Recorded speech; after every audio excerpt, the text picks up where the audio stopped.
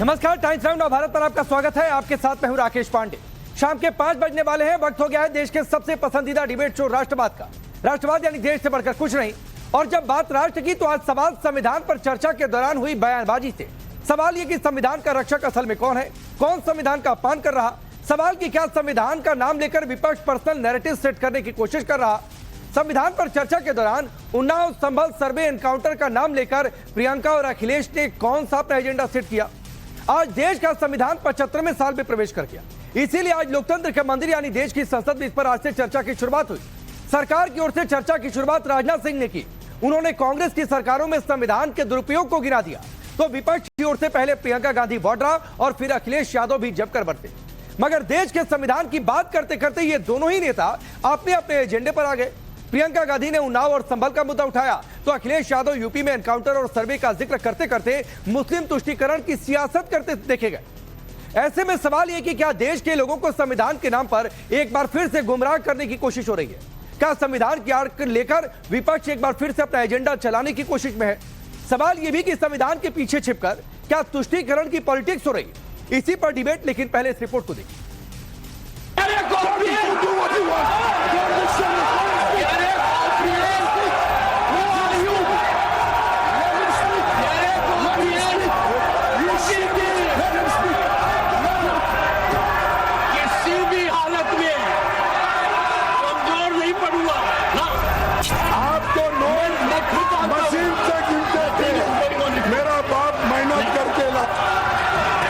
के कुछ लोग आए थे हमसे मिलने। उन्हें पता नहीं था कि विवाद हो रहा है। उन्होंने भीड़ देखी, घर आने की कोशिश की तो पुलिस ने गोली से मार डाला। 20 करोड़ से ज्यादा अल्पसंख्यकों के, विशेषकर मुसलमानों को दूसरे दर्जे का नागरिक बनाने का प्रयास चल रहा है। उनके पूजा स्थलों पर कब्जा प्रशासन की मदद से किए जा रहे हैं। मौका संविधान पर चर्चा का था, लेकिन क्या इस मौके का इस्तेमाल विपक्ष ने अपना नैरेटिव सेट करने के लिए किया। विपक्ष की ओर से इस चर्चा की शुरुआत प्रियंका गांधी ने की। नजरें थी कि पहली बार सांसद बनी प्रियंका पहली बार संसद में अपनी बात कैसे रखती। प्रियंका बोली तो संविधान का जिक्र भी किया, लेकिन तुरंत ही उन्नाव और संभल पर आ गए। सुनिए। उन्नाव में मैं एक रेप पीड़िता के घर गई। उसे जलाकर मार डाला था। वो शायद 20-21 साल की होगी। हम सबके बच्चे हैं। हम सोच सकते हैं कि अगर हमारी बेटी के साथ बार बार बलात्कार हुआ और फिर जब वो अपनी लड़ाई लड़ने के लिए गई तो उसको जलाकर मार डाला गया होता तो हम पर क्या बीतती। मैं उस बच्ची के पिता से मिली। उसके खेत जलाए गए थे। उसके भाइयों को पीटा गया था। उसके पिता को बाहर से, घर के बाहर घसीट कर मारा गया था। उस पिता ने मुझे बताया कि बेटी, मुझे न्याय चाहिए। उसके पिता ने मुझे कहा कि मैंने उससे कहा, बेटी अकेले मत जाओ, छोड़ दो ये लड़ाई। लेकिन उसकी बेटी ने उसको जवाब दिया कि नहीं पिताजी, मैं अकेली जाऊंगी, मैं लड़ूंगी, ये मेरी लड़ाई है, मैं इसको लड़ूंगी। ये लड़ने की क्षमता, ये हिम्मत उस लड़की को और करोड़ों भारत की नारियों को हमारे संविधान ने दी। प्रियंका गांधी जिस उन्नाव की बात कर रही हैं, उस मामले की जांच देश की सबसे बड़ी एजेंसी सीबीआई के हवाले है। संभल का जिक्र करते हुए प्रियंका गांधी ने पत्थरबाजों पर कुछ नहीं बोला, लेकिन ये दावा जरूर कर दिया कि जो मरे हैं वो पुलिस की गोली से मरे। तो सवाल है कि क्या प्रियंका के पास इस बात के सबूत हैं कि पत्थरबाजों की मौत पुलिस की गोली से हुई, और अगर नहीं तो क्या लोकतंत्र के मंदिर से उन्होंने देश को गुमराह नहीं किया। सबसे बड़ा सवाल कि संविधान पर चर्चा का इस्तेमाल क्या प्रियंका गांधी वाड्रा के जरिए कांग्रेस ने दलित मुस्लिम वोट बैंक को साधने के लिए किया। प्रियंका गांधी के बाद अखिलेश यादव खड़े हुए। अखिलेश की बातों में उपचुनाव में हार का गम और तुष्टीकरण की सियासत साधने की कवायद ज्यादा दिखी। सुनिए। वोट डालने का अधिकार जिनको था उनको अधिकार से रोका गया और जो लोग वोट डालने जा रहे थे उन्हें डराया धमकाया जा रहा था। ऐसे इंतजाम किए गए थे कि ये वोट डालने के लिए वोट बूथ तक न पहुंच पाए। वो तस्वीरें अध्यक्ष महोदय न केवल हम लोगों ने देखी, बल्कि पूरे देश और दुनिया ने देखी होंगी कि किस तरीके से उत्तर प्रदेश की सरकार के प्रशासन के इशारे पर एक पुलिस के अधिकारी ने महिलाओं को वोट से डालने से रोका और रिवॉल्वर दिखा करके कहा कि वोट डालने नहीं जाओगे। 20 करोड़ से ज्यादा अल्पसंख्यकों के, विशेषकर मुसलमानों को दूसरे दर्जे का नागरिक बना देने का प्रयास चल रहा है। उन पर हो रहे अत्याचार प्रतिदिन बढ़ते जा रहे हैं। उनकी संपत्ति को लूटा जा रहा है, हत्याएं की जा रही हैं, घर तोड़े जा रहे हैं, उनके पूजा स्थलों पर कब्जा प्रशासन की मदद से किए जा रहे हैं। आगे जो लक्ष्य है, विचार, व्यक्ति विश्वास, पंथ और उपासना की स्वतंत्रता, अन्याय के खिलाफ विचार व्यक्त करने पर जेल, अभिव्यक्ति की स्वतंत्रता का अर्थ है देशद्रोह। अगर भाजपा के मत के नहीं हैं, दूसरे धर्म के हैं तो प्रताड़ना के हकदार हैं। और अब तो उपासना करने पर भी दिक्कत है, क्योंकि हर मस्जिद के नीचे मंदिर खोजने वाले तत्व इस देश को शांति से रखना ही नहीं चाहते हैं। किसी भी व्यक्ति को उसके जीवन और दैहिक स्वतंत्रता से कानून सम्मत प्रक्रिया के बगैर वंचित नहीं किया जा सकता। ये सबसे महत्वपूर्ण मौलिक अधिकार है, लेकिन सबसे ज्यादा इसी का दुरुपयोग हो रहा है। फर्जी मुठभेड़ में हत्याएं, जेल के अंदर हत्याएं और पुलिस अफरीक्षा में हत्याएं। आदमी कहीं भी सुरक्षित नहीं है। अखिलेश यादव को वोटिंग के दौरान पुलिस अधिकारी के हाथ में रिवॉल्वर दिखा, लेकिन सामने से हो रही पत्थरबाजी नहीं दिखी। अखिलेश ने कोर्ट के आदेश से हुए सर्वे पर सवाल उठाए, लेकिन पत्थरबाजों पर खामोश रहे। अखिलेश यादव ने यूपी में फर्जी एनकाउंटरों का आरोप फिर से लगाया, लेकिन ये भूल गए कि योगी राज में कोई भी एनकाउंटर अभी तक की मजिस्ट्रेट या न्यायिक जांच में फर्जी नहीं पाया गया। तो सवाल तो यहाँ भी है कि संविधान पर चर्चा के नाम पर अखिलेश यादव ने क्या सिर्फ तुष्टीकरण का कार्ड खेला? सवाल ये भी कि प्रियंका गांधी को उन्नाव संभल दिखा, अखिलेश को रिवॉल्वर सर्वे के आदेश और एनकाउंटर दिखे, लेकिन इस बात पर नहीं बोले कि बहराइच में जो हुआ क्या वो संविधान सम्मत थी? संभल में सर्वे के दौरान पत्थरबाजी क्या संविधान सम्मत थी? पुलिस की गोली से मौत का कोई सबूत नहीं, लेकिन सरेआम इसका दावा करना क्या जनप्रतिनिधि को शोभा देता है? मणिपुर दिखा, लेकिन बंगाल में महिलाओं के साथ हैवानियत का नहीं दिखना क्या सियासी दोहरापन नहीं?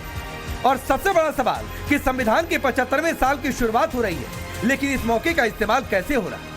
संवैधानिक व्यवस्थाओं को दुरुस्त करने के लिए या तुष्टीकरण और एजेंडे वाली पॉलिटिक्स को धार देने के लिए? Bureau report, times now Bharat.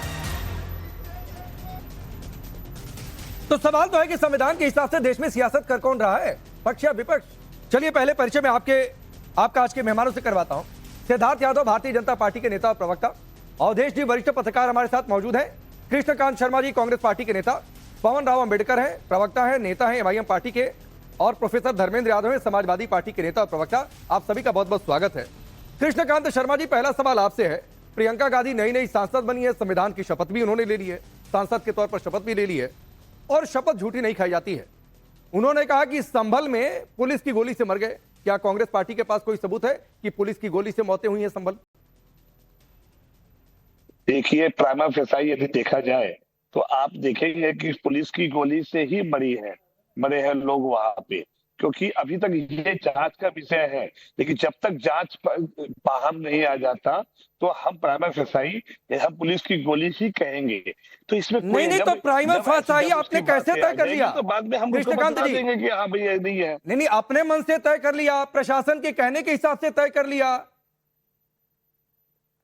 देखिए, ये अपना मन से नहीं है, क्योंकि आप ये भी नहीं कर सकते पुलिस की गोली से नहीं मरे हैं, क्योंकि क्या आपके पास कुछ सबूत तो आपके पास भी नहीं है। पुलिस का वर्जन है, पास है, जिला प्रशासन का वर्जन है। सर, जिला प्रशासन कैसे काम करती है और सरकार किसकी है, और यूपी में और केंद्र में आपको भी पता है कैसे सभी एविडेंस को मैनिपुलेट किया जाता है। आपसे हमसे कौन अच्छा समझ सकता है, क्योंकि आपको भी पता है कि कैसे रस्सी को सांप और सांप को कैसे रस्सी बनाना है, वो कानून वाले जरूर जानते हैं। नहीं तो आप लोग यही करते थे क्या जब सरकार में थे? तो आप लोग यही करते थे कृष्णकांत जी? आपको भी पता है कि कैसे पुलिस जो है, नहीं तो आप लोग जब सरकार में थे तो यही करते थे क्या, क्योंकि जो इतनी बखूबी से बता रहे हैं? चाहे ना तो प्रशासन ने कहा, पुलिस ने कहा कि हमने फायर नहीं किया, आंसू गैस के गोले छोड़े गए, लोगों पर गोली नहीं चलाई है। अगर किसी के पास सबूत है तो लाकर दिखाएं। आप अपने हिसाब से वर्जन देश के सबसे बड़े लोकतंत्र के मंदिर में आप जाकर कह दें, और क्या तो कोई सबूत नहीं है, हमको प्रथम दृष्टया लग गया इसलिए बोल देंगे देश की संसद से, क्योंकि टारगेट कुछ और है। सबूत है क्या आपके पास? कोई एविडेंस है जिसमें आप कह सकते हैं प्रियंका गांधी गलत बोल रही है? नहीं, मैं तो इन्वेस्टिगेशन का वेट कर रहा हूं। मैं नहीं कह रहा हूं, मेरे पास नहीं सबूत है कि प्रियंका गांधी जो बोल रही है उनके पास क्या सबूत है। मैं तो जिला प्रशासन पुलिस की बात मानूंगा, कोर्ट की बात मानूंगा, ना मैं आपकी बात मानूंगा ना उनकी बात मानूंगा। नहीं, और यदि वो गलत होंगी तो ठीक है, दूध का दूध पानी का पानी आ जाएगा। समय का इंतजार करे, इन्वेस्टिगेशन का इंतजार करे, लेकिन उनको ऐसे झूठा कह देना कि वो झूठा कसम खाई है, झूठा शपथ ली है, ये भी तो अतिशयोक्ति नहीं होगी राकेश जी? अरे भाई कृष्णकांत जी, मैंने ये थोड़े नहीं बोला कि झूठी शपथ खाई है, मैंने बोला कि संविधान की शपथ ली है तो कम से कम संसद के पटल से जो बोले वो सबूतों के साथ बोले, तर्क के साथ बोले। मैंने ये बोला कुछ भी आएंगे बोलना शुरू कर देंगे। नहीं, ये देखो कुछ भी तो नहीं है। आप ये देखो कि बंदूक और गोली जो है वो कहाँ से है, किस तरह से चल रही थी। आप अच्छा, मीडिया की जब आप फुटेज पत्थरबाज नहीं दिखे थे तो आपको नहीं ठीक है कृष्णकांत जी, पत्थरबाज नहीं दिखे थे, जो है पत्थरबाज नहीं दिखे थे वहाँ पे जब संभल का जिक्र कर रही थी प्रियंका गांधी चला रही थी, और उनको जो स्क्रिप्ट लिखकर दी गई थी जो भाषण, तो क्या वो पत्थरबाजों पर उसमें कुछ लाइन नहीं लिखना जरूरी था? बहराइच पर बोलना जरूरी नहीं था? जो है ना, देश की बात कर रही थी तो कोलकाता की बात करना जरूरी नहीं था? हापुड़ की बात करना जरूरी नहीं था? तो फिर ऐसे तो आप बोलेंगे तो मणिपुर की भी बात करना, हाँ सही बात है, अयोध्या की भी बात करनी चाहिए थी, मणिपुर की भी, मणिपुर की तो बात की है उन्होंने। अरे मणिपुर की बात की है कृष्णकांत जी, कम से कम अपने नेता का संसद में पहला भाषण तो सुनिए। दिल्ली में आज भी 250 लोग जो है दंगा में मारे गए, उसको भी आप उसको दूर, उस पर चर्चा होनी चाहिए। तो देखिए ऐसी बहुत होनी चाहिए। सिख दंगों में भी जो लोग मारे गए, नहीं है ना राकेश जी, बड़ा पेड़ गिरता है, क्या होता है, सब पर चर्चा करिए, क्या दिक्कत है, करिए चर्चा। आपका राकेश जी, आपका जहाँ घर है ना, यदि आप उसको खोदेंगे तो उसके नीचे भी शिवलिंग निकलेगा। चलिए सिद्धार्थ यादव, आप इसको भी खोद डालिए। हमको लगता है पूरे देश को ही खोद देना। सिद्धार्थ यादव, वहाँ हर जगह संविधान पर चर्चा थी लेकिन एजेंडा बहुत क्लियर था, और एजेंडा ये था कि संभल की बात करेंगे, मणिपुर की बात करेंगे, लेकिन बहराइच की बात नहीं करेंगे, लेकिन कोलकाता की बात नहीं करेंगे, क्योंकि वो उनको सूट करता है, आपको नहीं। देखिए राकेश जी, ये तो बात बिल्कुल स्पष्ट हो चुकी है कि कांग्रेस पार्टी के किसी भी नेता या विशेष तौर से गांधी परिवार के कोई भी सदस्य को जब जब मौका मिलेगा तो वो ये बात को साबित करने में बिल्कुल पीछे नहीं हटेंगे कि वो तुष्टीकरण के सूरमा है। वो एक वर्ग को खुश करने के लिए किसी भी हद तक जा सकते हैं, और किसी भी हद पर जाकर के किसी भी माध्यम को वो चुन करके वो अपने मैसेजिंग को वहां करने का काम करते हैं। आज संविधान की चर्चा हुई और पहला अपना भाषण प्रियंका गांधी जी, गांधी परिवार की जो बेटी है वो वहां पर दे रही थी, पर उन्होंने भाषण में क्या दिया जो ये स्वयं भूल गई, जो खड़े होकर के कह रही हैं कि हिमाचल का सेब का किसान रो रहा है, रो रहा है। अरे हिमाचल में तो आपकी सरकार थी जो वहां पर खड़े होकर के बात कर रही है कि मैं संभल गई तो एक दर्जी मेरे को मिला, वो दर्जी जो था उस दर्जी की हत्या हो गई। दर्जी तो कन्हैया लाल भी था, क्यों नहीं बोल पाए आप? सर तन से जुदा कहकर के नारा लगा करके लाइव वीडियो पे, लाइव फुटेज में उसका गर्दन काट दी गई। कन्हैया लाल के लिए आप नहीं बोल पाए। ऐसा दोहरा संविधान हमारे देश का नहीं है। हमारे देश का संविधान सबको ताकत देने वाला है, हमारे देश का संविधान सबको आगे बढ़ाने वाला है, हमारे देश का संविधान सबको हिम्मत देने वाला है। और इसीलिए जब ये लोग अपना दोहरा चरित्र दिखाते हैं राकेश जी, मुझे लग रहा है राकेश जी बीच में कोई रुकिए एक मिनट के पार्टिसिपेट। अरे कृष्णकांत जी रुक जाइए, सुन लीजिए, उसके बाद आ जाऊंगा। एक साथ बोलेंगे, आप जूम या स्काइप से हैं तो आपकी आवाज ओवरलैप करेगी, रुक जाइए। बोलिए सिद्धार्थ यादव।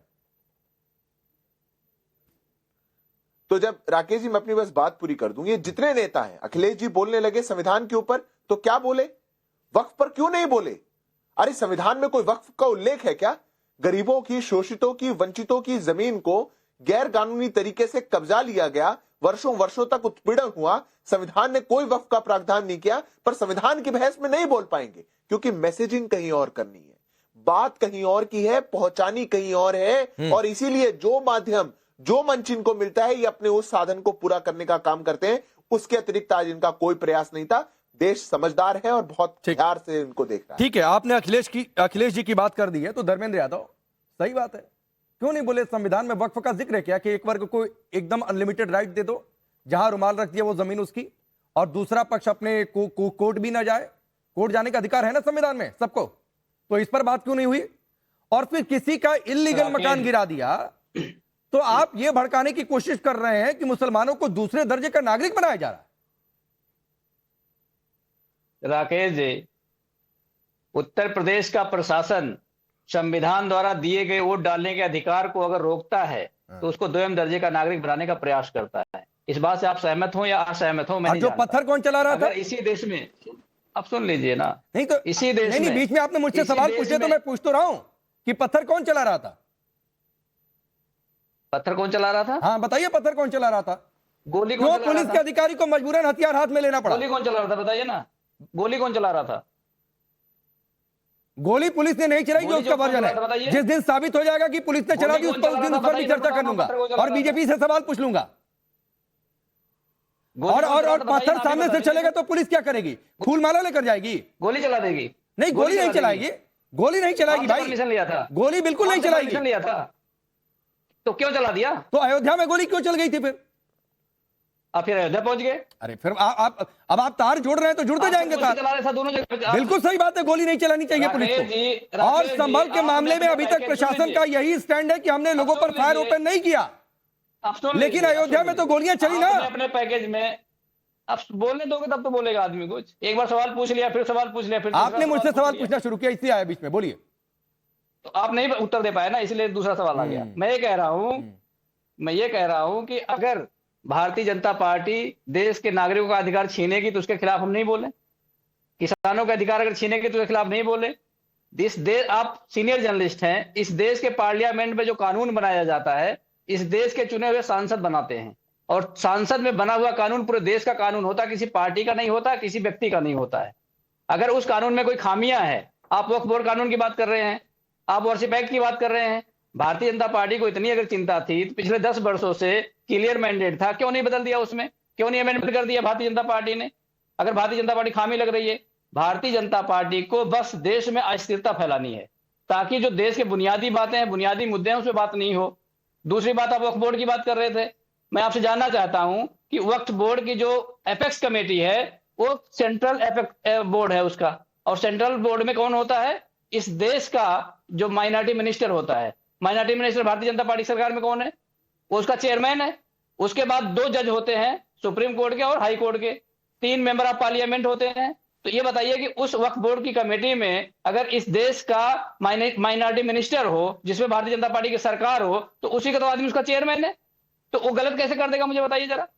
तो आप देश को मिसलीड ना करें। नहीं, ठीक आपसे है, मेरा दूसरा सवाल ठीक ये है, था, आपने अपने पैकेज में वेस्ट बंगाल की महिलाओं की फोटो दिखाई, मणिपुर में जो नग्न महिलाएं थे उसकी फोटो नहीं दिखाई। तो ये दोहरा चरित्र ठीक नहीं होता है। जो देश के हक में आप कम से कम दोनों पक्षों की बात रखें तो ज्यादा बेहतर होगा मेरे ख्याल से। हाँ, तो अगर संविधान नहीं, ये सीख तो संविधान आपको की सबसे चर्चा पहले लेनी पर- चाहिए थी ना।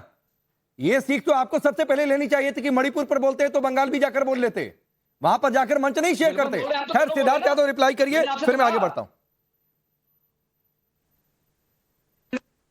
देखिए, पहली बात तो वक्फ को लेकर के धर्मेंद्र जी जानते हैं, और वक्फ को लेकर के हल्ला ही इसी बात का है। सर्वेयर आपका, जज आपका, निर्णय आपका, जो पकड़ा जाएगा, जो फंसेगा वो बेचारा शोषित, दलित, वंचित वही तो है। किसकी जमीन लूटेंगे आप?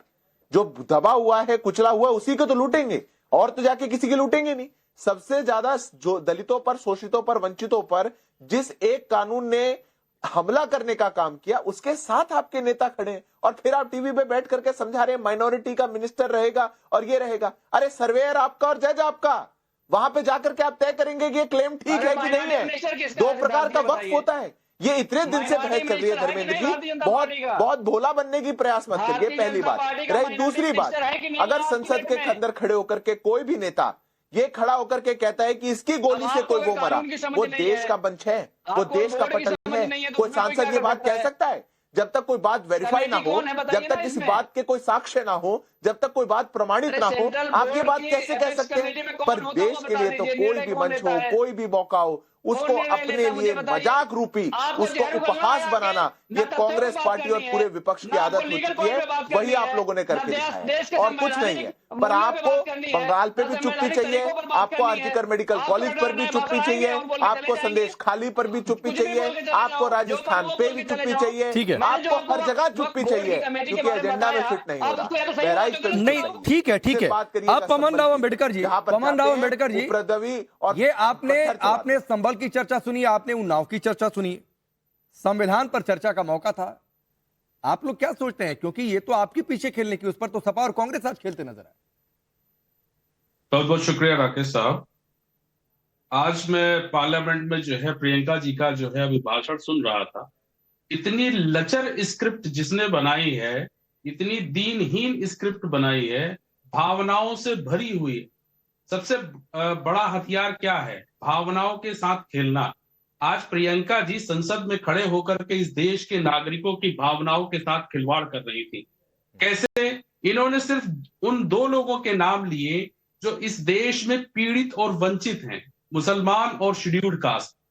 इस देश में अगर कांग्रेस की जो स्थिति है, कांग्रेस ने जिस तरह से मुसलमान और शेड्यूल्ड कास्ट के साथ शोषण किया, राजनीतिक शोषण किया। बाबा साहब 1946 में जब संविधान सभा जाने की स्थिति में थे, तो कांग्रेस ने पग पग पर रोड़ा बनाया। 1946 से 1956 जब तक बाबा साहब जीवित थे, तब तक बाबा साहब को इन्होंने परेशान किया। बाबा साहब के प्रति जिस तरह की गलत भावना रखी, कांग्रेस को कोई हक नहीं बनता कि बाबा साहब के प्रति कृतज्ञता करे। कांग्रेस ने 1952 के चुनाव के बाद से आज तक बाबा साहब जी के लिए कि कोई भी ऐसा कोई कार्य नहीं किया जिससे ये गौरवान्वित महसूस कर सके। मुझे तो हंसी आ रही थी कि जो स्क्रिप्ट प्रियंका जी पढ़ रही थी, वो स्क्रिप्ट कितनी लचर है। ये कह रही थी अभिव्यक्ति की आजादी, अभिव्यक्ति की आजादी भाजपा ने तो आज छीनी है ना। 1975 में किन्होंने अभिव्यक्ति की आजादी छीनी थी? 1975 में किसने मीडिया के ऊपर जो है आक्षेप लगाया था, और किस तरह से मीडिया के ऊपर इन्होंने जो है बंद करने का काम किया, और जिस तरह से इन्होंने ब्रॉडकास्टिंग। ठीक है, ठीक है, कई सारे सवाल है कृष्णकांत जी, आऊंगा, लेकिन उससे पहले अवधेश जी, ये जो आज की चर्चा हुई, आपको लगता है कि संविधान के मुताबिक, संविधान पर जिस तरीके की चर्चा होनी चाहिए थी वही है, या फिर विपक्ष जो हमारा सवाल है कि अपना पर्सनल एजेंडा दलित मुस्लिम वोट बैंक की पिच पर खेलता नजर आया?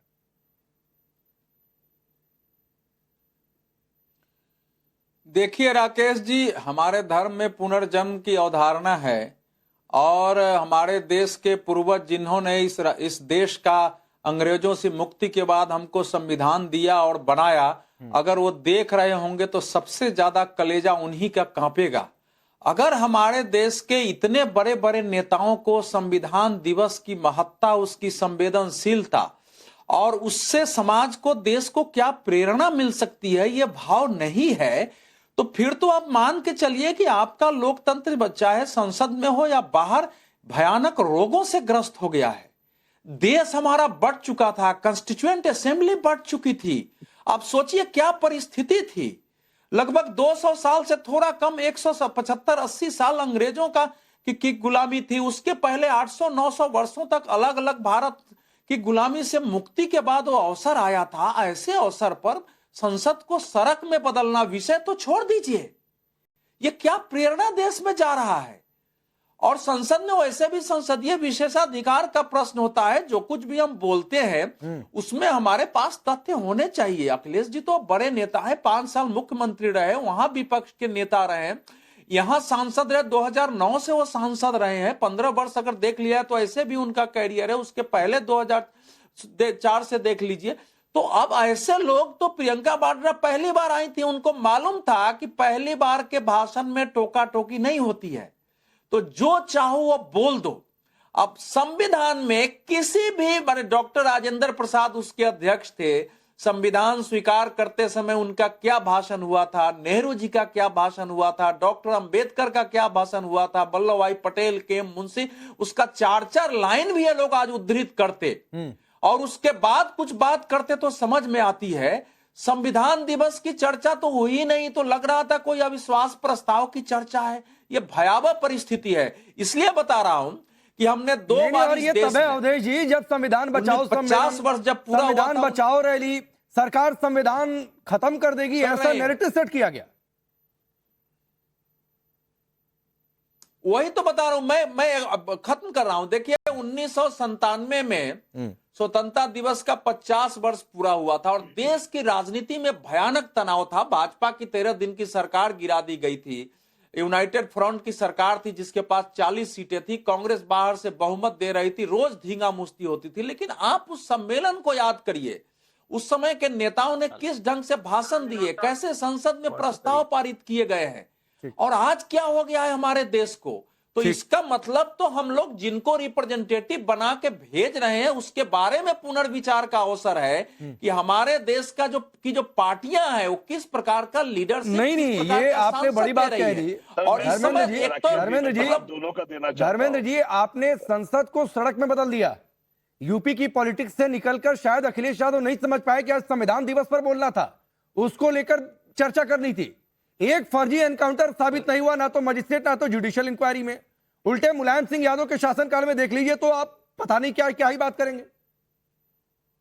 राकेश जी, संविधान के पटल पर अगर नागरिकों की सुरक्षा की बात नहीं करी जाए, नागरिकों के अधिकारों की बात नहीं करी जाए, महिला सुरक्षा की बात नहीं तो बताइए ना कितने एनकाउंटर फर्जी साबित हुए हैं यूपी में, जो अखिलेश यादव ने कहा।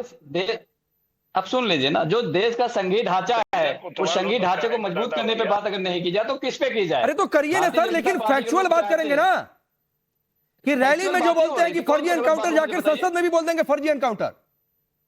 अरे ये बताइए कि उत्तर प्रदेश कस्टोडियल डेथ में नंबर 1 है कि नहीं है? इस बात में कोई मैं आपसे जो पहले सवाल पूछ रहा हूं सवाल पर जवाब दीजिए, या तो बोल दीजिए कि फर्जी एनकाउंटर की बात गलती से निकल गई। अब सुन लीजिए ना, उत्तर प्रदेश कस्टोडियल डेथ में नंबर 1 है कि नहीं? फर्जी एनकाउंटर हुआ यूपी में, योगी राज में एक भी एनकाउंटर फर्जी साबित हुआ, हाँ या ना? विवेक तिवारी का क्या हुआ था? लखनऊ में विवेक तिवारी का क्या हुआ था बताइए जरा। अरे एक एनकाउंटर फर्जी साबित हुआ है। अरे फिर वही बात है, मैं आपसे पूछ रहा हूं कि जो कहा अखिलेश यादव ने कि एनकाउंटर फर्जी हुए हैं, तो बताइए ना कब साबित हुआ, कोट करिए, मैं आपको समय दे रहा हूं। नहीं आप बोल दीजिए नहीं हुआ, आप बोल दीजिए नहीं हुआ, मैं बोल रहा हूं हुआ, आप बोल दीजिए नहीं हुआ। तो कैसे साबित हुआ? सपा के हेडक्वार्टर से जांच हुई थी, सपा की इन्वेस्टिगेशन टीम थी, मजिस्ट्रियल इंक्वायरी जुडिशियल इंक्वायरी मानेंगे कि सपा की बात मानेंगे? अरे भाई, अब विवेक तिवारी का हत्या जो हुआ था बोल दीजिए फर्जी फिर वही बात है, बस अब नहीं बोलेंगे। मैं आपसे पूछ रहा हूं एक एनकाउंटर फर्जी साबित हुआ। अब सुन लीजिए, साइबर अपराध में उत्तर प्रदेश नंबर 1 है। ये भारत सरकार का आंकड़ा है। भारत सरकार के आंकड़े को संविधान की पटल पे रखना कौन सा गैर संवैधानिक? अरे मेरे भाई, मैं तो फर्जी एनकाउंटर वाली बात गलत थी ना, वो गलती से बोला। कहां गलती सही थी? मैं आपको उदाहरण बता रहा हूं ना, विवेक तिवारी का फर्जी एनकाउंटर हुआ नहीं हुआ? आप बोल दीजिए नहीं हुआ। आपने साबित किया है। नहीं, आप बोल दीजिए नहीं हुआ, आपने साबित किया है तो आप बोल दीजिए। अरे आपने साबित किया, मैं पूछ तो रहा हूं। मैं पार्टी की बात मानूंगा कि मैं सरकार की बात और मजिस्ट्रियल और जुडिशियल इंक्वायरी की बात मानूंगा? तो मैं आपकी बात नहीं सर, बात वही है। ठीक है, सरकार की बात मानूं, आपकी बात मानूं? नहीं ठीक है भाई, सिद्धार्थ यादव जवाब दीजिए, और फिर मैं उसके बाद जो एनकाउंटर की बात कर रहे हैं ना, अभी अवधेश जी से सुनवा दूंगा कि मुलायम सिंह यादव के समय में क्या हुआ था। अरे अवधेश जी क्या एनकाउंटर पता है? तो ओम बिरला से भी बड़े अपने आप को नेता समझ रहे। तो फिर पर्सनल मत होइए भाई, यही आप लोगों की दिक्कत है, यही आप लोगों की दिक्कत है। सिद्धार्थ यादव, नहीं प्लीज, कोई आपत्ति नहीं। संविधान पर चर्चा हो रही थी तो गरिमा मेंटेन करनी चाहिए थी, वो गरिमा मेंटेन नहीं हुई, और ना वहां हुई ना यहाँ हो रही है। राकेश जी, मुझे जवाब देना है। और आ रहा हूं राकेश जी, क्या समस्या हो रही है कि राजनीति के अंदर कुछ दलों ने तय कर लिया है कि हम हर प्रकार की गरिमा को अब छोड़ देंगे। हम कैसे हर रोज एक नया लो एस्टेब्लिश कर सकते हैं, उस पर कुछ राजनीतिक दल लग चुके। संसद का पटल गरिमापूर्ण पटल है। आप जो वहां पर कहते हैं आपको उसको फैक्ट से सब्सटेंशिएट करना पड़ता है। आप जो वहां पर कहते हैं वो देश के रिकॉर्ड में सालों साल तक रहता है। क्या ये बातें उनको बिना तथ्यों के कहनी चाहिए? ये बात पहली है। दूसरी बात, बहुत अगर संविधान की बात थी तो संविधान को उठा करके पढ़िए। 7th शेड्यूल के अंदर लिखा हुआ है पब्लिक ऑर्डर सरकार की जिम्मेवारी है। सब लोगों के लिए एक न्याय व्यवस्था बना के रखना ये सरकार की जिम्मेदारी है। संविधान ये जिम्मेदारी सरकार के कंधे पे रखता है। तो पत्थरबाजों के खिलाफ आपसे कुछ नहीं निकलता? जो लोग आकर के कहते हैं कि 15 मिनट के लिए पुलिस हटा दो, हम सबको बराबर कर देंगे, उनके लिए क्यों नहीं निकलता? जो लोग ये हमारे देश के अंदर अलग अलग मोहल्ले ऐसे घेटोस बना दे रहे हैं जहां पे कोई आदमी जा ना सके, उन मोहल्लों को जहां पर अलग अलग भाई, आप क्या झंडे कर रहे हैं हमारे सरकार तिरंगे में का रहकर? अपमान कानून करके व्यवस्था दूसरे किसकी झंडे है? फहराते हैं, उनके कोई- खिलाफ आप कोई- क्यों नहीं ठीक है, निकलते? ठीक है। नागरिक एक वोट समय बैंक के समय लिए- थोड़ा कम है। वोट रोहन भाई बैंक 30 के सेकंड आपको देता हूं, बोलिए जो आप बोल रहे वोट थे। बैंक के लिए अपनी राजनीति है। करते हैं, मुझे उनको राकेश देश जी, की मुझे जनता बात जरूर तो जवाब पवन भाई बोलिए, पवन भाई बोलिए 30 सेकंड। बार बार आप सिद्धार्थ जी को बोलने दे रहे हैं, बार बार सिद्धार्थ जी बोल रहे हैं। भाई आप तो सिद्धार्थ जी का सवाल तो कर ही लेते हैं राकेश जी। मेरा ये कहना है राकेश जी कि जो पहली बात जो अवधेश सर जो बोले कि यहाँ पे कितनी गरीबी और कितनी आजादी गुलामी के बाद भारत को आजादी मिली, और आजादी के बाद सोचिए कि इतना जो सोने की चिड़िया कहने वाली जो भारत थी उसको लूट के अंग्रेजों ने ले गए, उसके बावजूद भी हमें यहाँ अच्छा पे कृष्णकांत जी, मैंने पवन भाई को बोला था, चलिए आप आ ही गए तो आपके लिए सवाल पहले से तय था। सुनिए, किसानों की भी बात की ना प्रियंका गांधी ने, किसानों की भी बात की ना प्रियंका गांधी ने, तो कर्नाटक राजस्व विभाग की रिपोर्ट थी कि 15 महीने में 1182 किसानों ने आत्महत्या की। तो क्या वहां के किसान किसान नहीं है? सर उनकी बात क्यों नहीं मैं करते कहाँ जाके? कर रहा हूँ कि भैया किसान की स्थिति, सर किसान की स्थिति को अच्छा करने के ही एजेंडे पे ही तो बीजेपी ठीक- गवर्नमेंट सरकार में आई थी। ठीक है सर, तो ठीक है वो ठीक तो है ठीक है।